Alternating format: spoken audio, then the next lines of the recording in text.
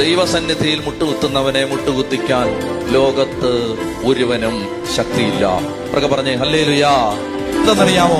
നമ്മൾ ദൈവത്തെ ആശ്രയിക്കുന്നതാണ് ദൈവത്തിന്റെ സന്തോഷം. നമ്മൾ ദൈവത്തെ ആശ്രയിക്കുന്നതാണ്. എന്തെന്നറിയാമോ?